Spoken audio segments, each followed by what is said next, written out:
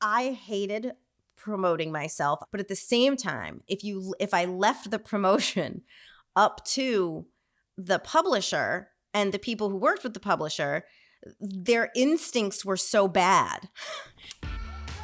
And welcome back. You're listening to Hysteria, the podcast for human personal brands. Our first panelist is a regular friend of Hysteria. She's a comedian, actor, writer, and director, Karen Deal. Great to see your face. Great to see your face. Happy Valentine's Day. Ooh, do you have anything special planned? Just a lot of masturbation. So that's what all the buzz is about. Our next panelist is a writer and producer of TV and books. She just released a kid's book called Buffalo Fluffalo. But if that's a bit below your reading level or above, you can keep up with our newsletter, The Grudge Report. Please welcome Bess Kalb. Hello, thank you for having me. I'm a fan of the podcast, and I got the buzz joke halfway through your intro to me, so this is going to go great. Sharp as a tack. Oh man, sick kids, lots of fun. Yeah, everybody loves that's having my Valentine's. Everybody loves having sick kids. So Bess, congrats on the book. Thank you so much. It's shortlisted for a Nobel Prize. Have you beaten Taylor Swift yet, though? Oh my God, you've been no. So Bess, Taylor of course Swift, I've been following. You've been following the indie bookstore children's lit drama. Taylor Swift has the #1 book. I have the #2, and we beat Goodnight Moon. And our next victim is this is perfect audio. Our next victim is Taylor Swift. I feel like that'll win over. The publisher's gonna love this. Yeah. Can she? No, we'll beat her. Can she stop? That's my question. She's great at this one thing. She's really, really, really good at it. Does she need to do the other stuff? You know, she can. You know, it's like Everest. Why climb Everest? It's there. You know, she'll just do it. If she can beat anyone at something, she will, and she should. To be very clear, fan of Taylor Swift, and she deserves all the success. Also, she didn't write this book. It's like a my I'm getting the title wrong, but it's like my biography of Taylor Swift written by other people. I don't even know if it's authorized, but yeah, I'll never have the #1 book so long as she breathes. It is just sounding more and more like a death threat. She's busy. This is a busy week for her. Bess, how much of the book's promotion, and like you've written other books too, how much of every book's promotion are you expected to do yourself? Just give our listeners a sense of like the grunt work of an author once you're done writing.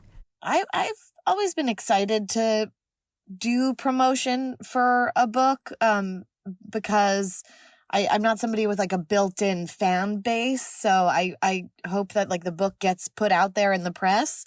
In terms of me being the face of that, I don't know how much is expected of me. I know when the contract was being negotiated, I specifically asked them not to have like a specific amount of Instagram posts. Some authors have to deal with that indignity and are required to have themselves talk about it. But I don't know what was expected of me. I do want to move units. I want to sell the book, and I want to be helpful to do it. But figuring out how to do that has been kind of a balancing act. Yeah. So there's people who have to like tweet about it a certain number of times, or not. I mean, not you, but oh my gosh, that's part of it. I think in the Vox article that was sent over, a lot of the people who are given book deals because of their social media following are required to use that platform to sell it. I mean, Karen, you're in a public-facing line of work too. How much is self-promotion, like how integral is it to what you do? I think comedians are currently responsible for their ticket sales. Like it's crazy to see people who are very, like Brian Cook's a great example, somebody who's very, very skilled, refuses to interact with social media, and then someone else who got a following from doing 70-second videos. And like, okay, who am I to say if you can sell 600 tickets at the San Francisco Palace of Fine Arts and people will listen to you talk for an hour? Like, is that enough? Does that make you a comedian? You know what I mean? Like, is that enough? You know, because it is at the end of the day. I think this is just like such a fundamental. I was, I read some of the article too, Bess, and I was thinking about how I think it's always been a problem, like the intersection of like art and commerce. like whenever you turn something that is a thing that you love or something that's an art into a thing that needs to make money, there will be an inherent conflict. And I just always think back in the day to like the Renaissance. Totally. Did those like Teenage Mutant Ninja Patronage of Turtle? the Yeah. original, Did they all like want to do all the Jesus stuff, or were they like forced into, okay, well, I guess the Pope's like doing the Sistine Chapel, so like, I mean, I guess I'll paint some Jesus. Do you know what I mean? Like, what was the general like? Were they like, Well, oh, yeah, I would have loved to yeah. do more nudes. You know what I mean? Like, it's just Yeah. I would love to see like the alt great masters, the like alt Da Vinci. He's like, this is, yeah. I mean, it's funny because I feel like any world of art kind of is like, okay, success begets success. But at its worst, that means that the success of a topic or subject or way of doing things means that that is what's enforced on the next wave of people. So like, all right, you know, I remember maybe like a year and a half ago, everyone was talking about what's the next Yellowstone. We're going to make another Yellowstone. And all anybody wanted people to write, all the pitches that anybody wanted to hear were the next fucking Yellowstone. And like the reason Yellowstone was so big was because there was only one Yellowstone, and everybody who wanted to watch that kind of show watched the one Yellowstone. But when there's like 50 Yellowstones, that divides the audience up. That doesn't cause it to multiply by 50. Right. Meetings I'm having. I mean, it's even like The Bear was something that didn't have a blueprint. Yellowstone is like a broadly appealing, commercially sort of down the line show with a big star, but now people want the next The Bear. But there's no, I think it shows how sort of out of step with creativity the world of branding is. And I also think that, like, to Kieran's point, like art and commerce have always intersected, even in the Renaissance, like with the Medicis. Like there's it's almost inauthentic to say like, it's just pure art for art's sake. I think just now it's so much more naked. Like the front facing camera has made it inescapable that you are the brand. And it's humiliating, but it's a fact of art. If art didn't exist with commerce, then we'd all be buskers. Right. Yeah. You know, there has to be a machine behind it. There has to be a gallery to hang that in. There has to be a chapel to paint it on. Alyssa, when you wrote your books, did you have to do a lot of self-promotion? I know that you're not like a self-promoting type of person. How did it make you feel to have to do? Oh my God. Well, it was before I had my IBS under control. So it was very, very stressful because you have to put it out there. See, here's the thing. Here's the catch-22 is that I hated promoting myself. I hated having to figure out how to make people interested in something I wrote about myself. Like that felt so profoundly gross. But at the same time, if I left the promotion up to the publisher and the people who worked with the publisher, their instincts were so bad. Like my second book had an essay about Monica Lewinsky, which I had written with Monica. Like Monica read it. We had like a whole moment together, and it was about growing up as the same age as Monica and how I felt then and how I felt now and now that we're friends. Every single of everything I wrote in that book, profound things about Barack and Michelle Obama, everyone was like, we're going to excerpt the Monica chapter. And I was like, no, that's actually the opposite point of the chapter. Like it is the opposite point. Like using her as clickbait is the opposite of the point. So then you're just like, you know what? I got it. I'll pitch my excerpts. I will pitch my podcasts. I will pitch exactly how I want to at least be put out there, which is Erin knows intimately is like child-free but relatable. That's me. Not all the child-free are like Samantha Jones, but hilarious. But that was like they try to put you out in a different way than you want at least to be received. And so that is the what I would say the upside. And Bess, it's what I loved about how you promoted Buffalo Fluffalo so much. You just like read it in all these weird voices. I was riveted when I couldn't sleep. I'm like, let's see if Bess has posted a new reading from Buffalo Fluffalo in her Jewish aunt's voice from Miami or wherever she was from. I mean, totally. To what you like, I think it comes out of the same discomfort that you had, and also sort of bucking the instincts that you know are coming. Sometimes from people who have good market research and have tested it, you know, have shown that like, yes, people respond well to this thing, but it doesn't necessarily map one-to-one onto me. And so I think the necessity of doing self-promotion, as like odious and annoying as it is like, at least I get to control whatever narrative is out there about my work. And it's silly to promote a children's book. It's not what I wrote an adult book. I write for TV. I've been commenting a lot about politics, and especially in the Middle East. And I was like, whoa, people are coming to me for a certain type of content. And now they're going to see me talk about a cartoon buffalo who like has big feelings. And so I had to do something silly to that, because like the very fact of it is silly. Like my publisher is just waiting for me to be like, so weird, prairie dog says, and then just like have a Well, it's interesting because like we're all like well-rounded people that have many interests, but the projects that we might be promoting might be a little bit more narrow in scope than the entirety of our personalities. And so if people are following us promoting one narrow thing that we produce, and then they find us talking about like the Middle East or abortion or whatever, like, have you ever gotten scolded for not sticking to a lane that somebody decided that you belonged in, even though you're like, I never said I just belonged in that lane? Never in book publishing. In TV, I had to be a little bit more careful. But there were definitely people who were like, hey, you have a Doctors Without Borders fundraiser on your profile. And, I was going to buy your book, and I was like, well, then don't buy my book. That's fine. I'm not just the project I'm promoting. There's also an entire person behind that. Mm-hmm. And it also it puts you in the position of having to be like an influencer almost. Like, Kieran, do you think that there is a way to be an artist in 2024 or a creative in 2024 and not have to be an influencer? I think if you get very, very lucky, then maybe I think if you get very, very lucky, sometimes like the industry puts like the heft of their weight behind a certain person, or there's like a mystique or a lore, but I think if it's anything where it's, it's the one-to-one on like the ticket sales, it's like, and it's a double-edged sword. It's a double-edged sword in stand-up. I will say this, because it's, on the one hand, I have so many friends who just didn't kind of have the love of the industry, but were very, very, very funny.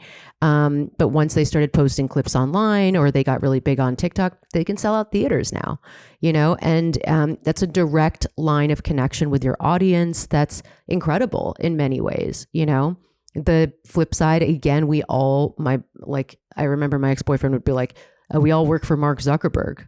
Like the algorithm... The algorithm constantly shifts. It's like you can have a following of a certain size, and then it's like your material isn't even getting to those people. Like when Facebook and when a lot of those algorithms started, it was just in chronological order of who posted what. And now it is not in chronological order. Now it is in like whatever is quote unquote successful enough. Everyone's copying everybody. And it's very unregulated too. So, I do think there's a little bit of like that, the cash grab of like the 49ers, like getting the gold out of the, the river, because you don't know how long it's going to last. I was like, the football team? I was like, what are we talking about? I was like, did they go to the river? Everyone take a breath. Take a breath if you've met me. We get it, Kieran. You know history. That's why I was upset, because I was like, Kieran has been abducted. This is her signaling that she needs help. She is talking about football. We need to call the police. We need to call Thank you so much. Upset that football was implied. Thank you. Thank you so much. Thank you so much for knowing my truth, Erin. I feel so seen. And thank you, Alyssa. You guys are like, what's happening? Why is she talking about foot game?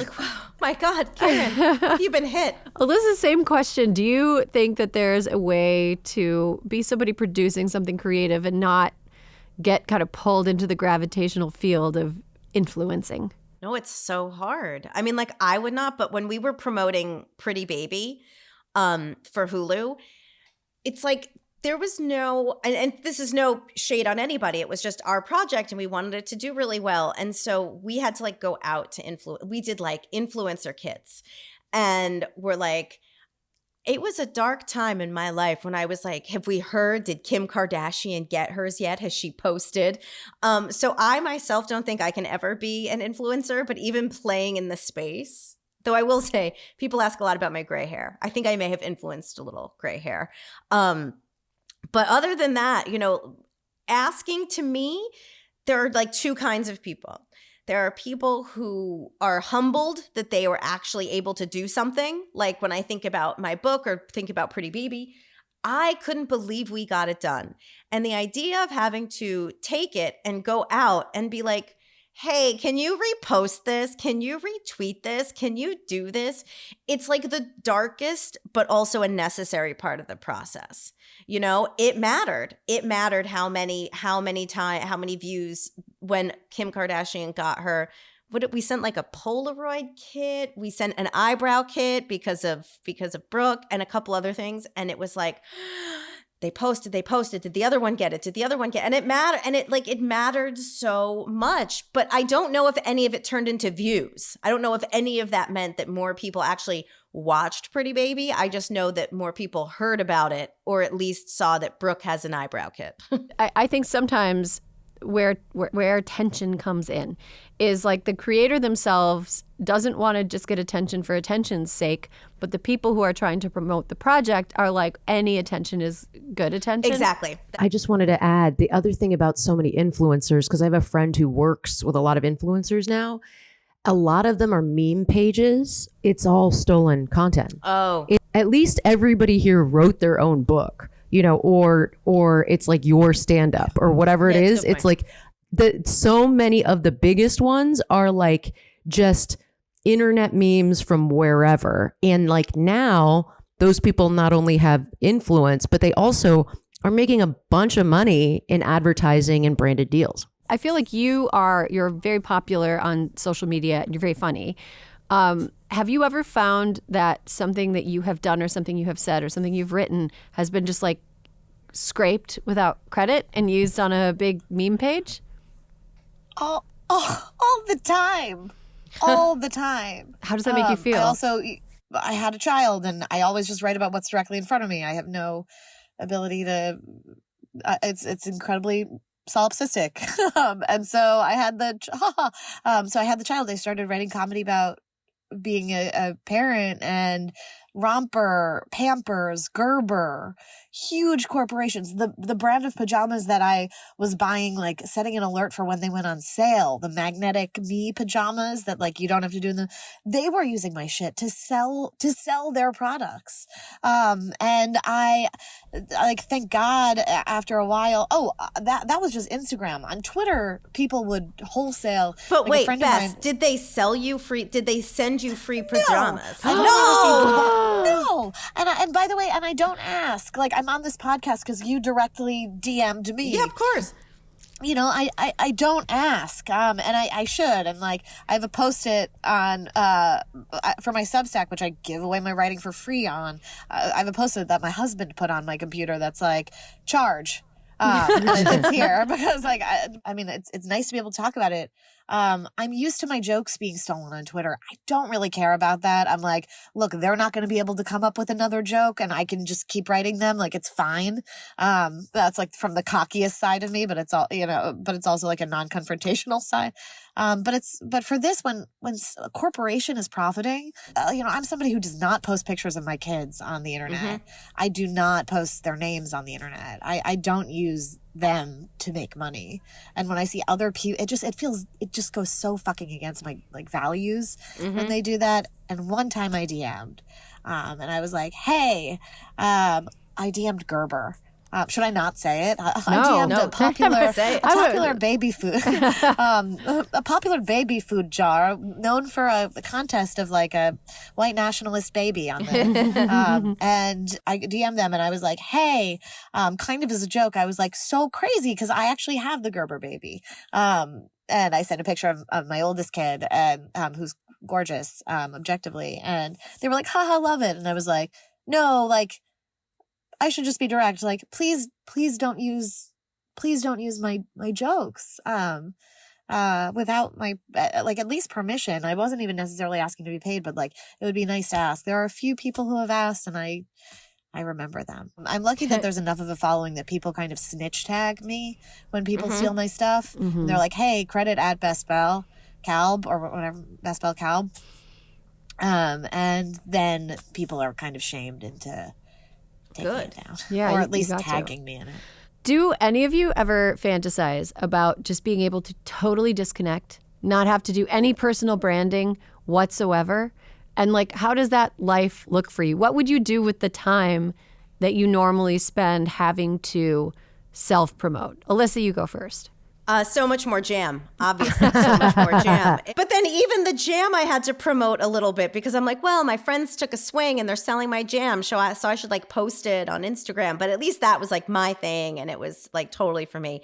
But if I could, because if you didn't have to deal, like I think I get on social media mostly to entertain myself. Like I try to curate things that will just make me laugh and give me a break. But if I didn't have to worry about myself or things that I do for a living, I think I could go without social media for the rest of my life. And I think I would read more books. And I think that I would make more jam. And also while I have the opportunity, because you know who else does not like self-promoting? Erin. And this week's newsletter was very good. How to Annoy Your Fetus. Don't miss it. Like I said, child-free, but love the content. No, the reason I wrote that, and I will do a little bit of self-promotion here. The reason I wrote it is because, you know, I'm pregnant for the second time. I'm going to have a baby in June. And every week by week, like what to expect when you're expecting or like baby lists. Like you can go and oh, I'm 20 whatever weeks pregnant and like whatever. And it'll tell you your baby's the size of a papaya and this is what it's doing developmentally. They're suggesting all these things.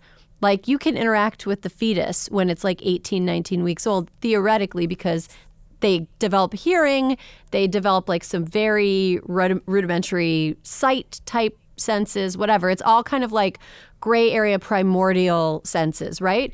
But they're suggesting doing things like shine a flashlight at your belly. Okay, no, that was the one that I thought was the most deranged. That so felt rude. like flash banging your baby. It's like, so what are you rude. doing? Doesn't even have a consciousness. Barely knows what's going on. All it knows is like warm floating. You want me to shine a fucking flashlight at it? You want me to put headphones on my stomach and play music? You want my husband to be like, hey, you in there? It's sleeping. Let it sleep. Anyway, so that's I hate doing self-promotion, but that is a thing I feel very strongly about, so I have no problem conveying those feelings. I'm just you don't need to bother your baby. It's exactly, no, it's hazing your baby. It's horrible. No wonder they're so grouchy. They come out, they're so mad. Yeah, totally. They're so mad. Bess, do you fantasize about a life where you don't have to promote yourself at all? And what would you do with that time? It's not a fantasy. It's the goal. The goal is that your work sells itself. Like the goal is that you can, like, you know, the authors and the comedians that I respect, they don't have to, like, they get on social media because it's fun for them. It's their own form of entertainment. But the goal is that there's a team of people having stressful meetings about how to put it out there for you. while I'm on a yacht drinking blood. And yeah, no, that's the goal entirely. And I would scroll other people's social media. Mm-hmm. Feel bad for them. Right. That's entirely the goal. This might be a side track. I have a theory about the influencer boxes because I had to do them for Yearly Departed, the ones at Alyssa. I think it has completely reversed now. I think it is a status symbol for the people who actually post them. Kim Kardashian's not going to post them. But the people who are low on the list who got them are like, look, this TV show thinks that I am worthy of getting an influencer box. Like that. I think it has now become the inverse of what it originally was. Like I've never gotten one and I think about it. Well, I will tell you, I got a pity one from when a friend did a project. They were like, we haven't, literally, it wasn't like, it was like, we have an extra. Do you want it? And I was like, totally. I would love free stuff. You're like, let me post it. Like I was on the list. I didn't post it, but I remember the hideous urge to do it. I remember being like, I remember I was like, oh, so exciting because I wanted to promote her project, but I was also like, and look at me, which is like, oh, thank God I didn't. But like, I now know why people post them. And it's I matter. not to like, I matter. I'm Right. important. Totally. And I I'm think mattered. it's the inverse. I had to do them for Yearly Departed when we did the comedy special on Amazon. We did 2 seasons of this like all female and female identifying comedy special. And the meetings about these influencer boxes were all based on one that worked when it was the first influencer box. So it was cool and all the cool people posted it. But the cool kids in the cafeteria aren't posting influencer boxes. They've moved on to something influencers haven't even heard of yet. I feel like you got to get weird with it. You got to do the Dune popcorn bucket. You got to get like Totally. real weird. You gotta fuck your merch. Yeah, 100%. Kieran, how would your life look in a world where you do not have to do any self-promotion anymore? Good. I think it would look nice. I think that you can put more deep work into the thing that you're excited about making. Because I actually think they're, and I think the article that you sent also speaks to this. It's like, I think they're kind of any like deep thinking work, I think is putting together something an hour over time, whatever it is. Like, it's like, it takes quiet and constant and just a lot of like just time for your brain to almost daydream.